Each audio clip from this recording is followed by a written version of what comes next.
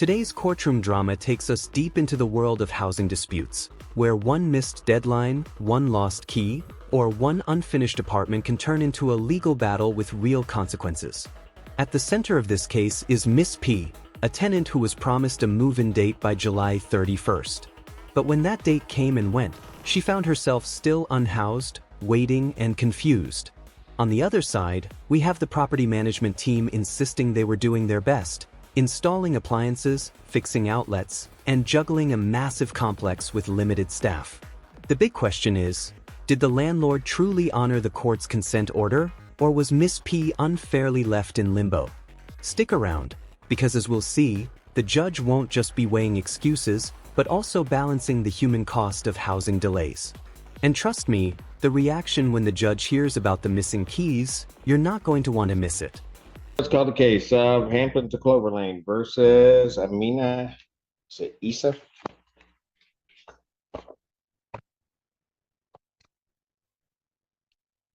Are you here on Clover Lane? I didn't know that there was one for Clover. Hampton to Clover Lane? Sure. Versus Issa? Good afternoon, Your Honor. Attorney Carrie Zanon on behalf of Plaintiff. Okay. And the defendant's not checked in. Yeah. Did we get a dismissal on that,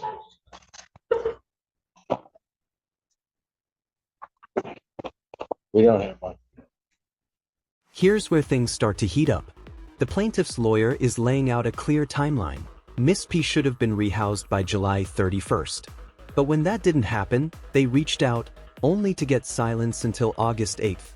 Think about that. For over a week, Miss P was left without answers, relying on buses, trying to piece together where she was supposed to live. This isn't just about dates, it's about stability, shelter, and someone's basic right to housing. Viewers, what do you think? Should the landlord's side get more leniency because of maintenance delays, or was this a clear violation of the agreement? Can you pass so I can? Yeah, I will. All right, I'll pass. Appreciate it. Not a problem. Sycamore Meadows versus Caleb P. Jill Bauer on behalf of Miss P, Your Honor, who's also present. Attorney Carrie Zanon on behalf of Plaintiff. All right, it's your motion. Your Honor, we entered into a consent order. I brought printouts if you would like to look at it. Miss P, you can. How in God's name was I ever going to forget it? But go ahead. Well, Your Honor, it said that that Miss P would be rehoused by July 31st. And if there were delays beyond plaintiff's control, that plaintiff would immediately contact me and a reasonable extension would be agreed upon. I was out of town when I came back and found out that Miss P was unhoused. I started trying to reach out on July 31st to find out when she was going to be moved. Actually, Judge, I think it's earlier than July 31st. Okay. And I'm not trying to throw Miss Zanon under the bus at all because she was very much communicative with me, but we weren't actually able to get any information about the move-in until August 8th. And we were told that Miss P would be moved in yesterday. So Miss P went yesterday to try to move in, and the first person she talked to didn't even know anything about it. And then someone else came out and they walked her through a unit that was not ready yet. So they told her to come back at 1 o'clock today, which she did. And she signed all the paperwork and everything. And then they told her to come back at 5 o'clock to get her keys. She didn't know what to do. She knew that we had court. She came here for court, but she still does not have keys. I don't know why they didn't give her the keys at 1 o'clock and just say, wait till 5 o'clock to enter the unit. But she still does not have keys. And when she left to come to court and she's using the bus, but she saw that there were 2 golf carts outside of the unit and it was still being worked on. And here's the heart of the drama, the keys. Imagine this. Miss P shows up, signs the paperwork, only to be told, come back at 5 o'clock. But wait, wasn't the unit supposed to be ready? Instead, she sees workers still inside fixing appliances and golf carts parked outside. This raises the big issue of trust. If the paperwork was signed, why delay giving the keys? The judge points out exactly what many of you are probably thinking. This isn't just a scheduling issue, it's about following a court order. Housing isn't a luxury. Delays like this leave tenants hanging in the balance. So here's the question. Was withholding the keys justified for safety reasons, or was it just more stalling? So, I just wanted to bring this before the court because they didn't follow the order. I mean, it was very simple to reach out proactively and say what this is going on, we need an extension. But instead, she's been up in the air for weeks. Can I respond? Yes. Judge, counsel is accurate. I did not have a move-in date until last week sometime. I was told that she'd be moved in on the 14th, which was yesterday.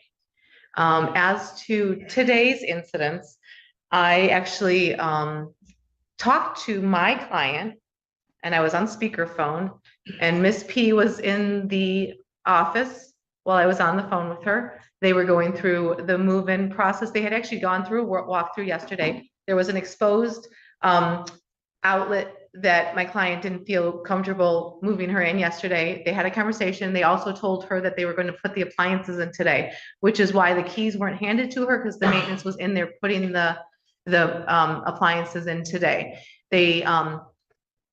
So my understanding was that they were going to do all of the paperwork today, and she was going to be able to move in once the appliances were completed, and they were doing that while she was in the office. So she knew that that's what was going on because she agreed that they could put the appliances in today. The keys have been cut. They're at the office. To speak to the time frame, Judge, I have 2 maintenance men that work there. That's it. And the complex is huge. And I have 1 on-site manager. When I spoke with the manager, and I just wanted the court to know that at 1:30, when they were doing the move-in process, I didn't want my client to up and leave and not complete it to be here. So I'm asking that the keys are ready to go. Anything else? Your Honor, I would ask at a minimum that they bring the keys to Miss P here at the courthouse so that she has access. That's not happening. The defense finally speaks up, and their argument is interesting. They claim Miss P agreed to let the appliances be installed that same day, which is why the keys weren't handed over immediately. Now, legally, this is a gray area. On one hand, a unit should be fully ready before a tenant is told to move in. On the other, the defense paints a picture of an overworked maintenance crew trying to get everything done. But here's the key legal point.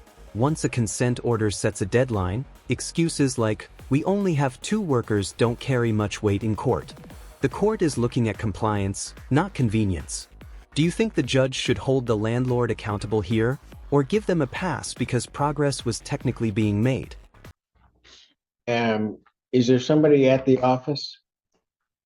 Do we know? Yes, but Judge, I will call if you want to pass, give me a minute. I'll call right now and make sure that where the key is going to be so that we know before we leave.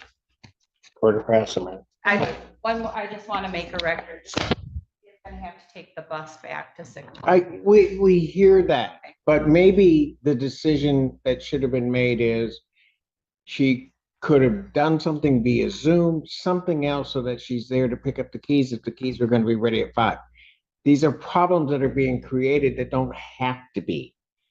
I mean, it would be nice if everybody's life operated as if legal services wanted it to on some great strict timeline, but nobody's life operates that way. So find out where the keys are. I'll recall the case. Thank you, Judge. This was the moment the courtroom turned. The tenant's lawyer suggested something bold, handing over the keys right there in court. But the judge's sharp response, "That's not happening," cut through the room. What we're seeing is the judge asserting control over the process. Judges don't like improvised solutions that sidestep procedure. Instead, the judge emphasizes accountability. Someone must meet Miss P with her keys later that evening. This is a great example of the court balancing practicality with fairness. Quick question for you watching.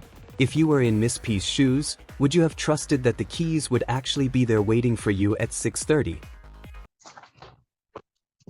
court recalls the case People versus Caleb P.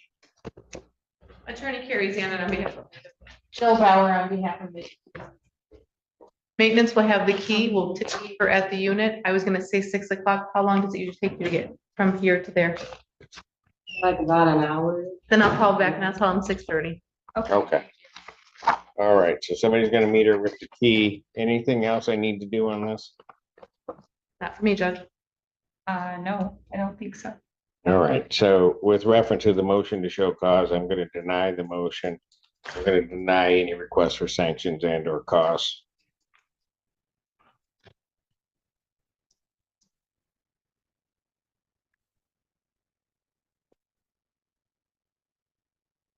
And the key will be available It's gonna get. by 6:30. 6:30, yes, Judge. No, Ms. Key, what I'm understanding is maintenance is gonna meet you at the unit at 6:30 to get your key. I thought she called me. Oh, What did she tell you? She said that she was gonna have it like in the mailbox. She did say somebody was gonna meet Yeah. her, but she said that was happening to their personal time, so.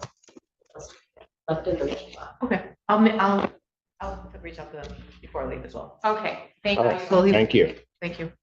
Thank you, Your Honor, Thank you, ma'am. for everything. I All right. appreciate it. You're welcome. Hamptons of Clover Lane versus Houston. Plaintiff moves for dismissal without prejudice. That's easy.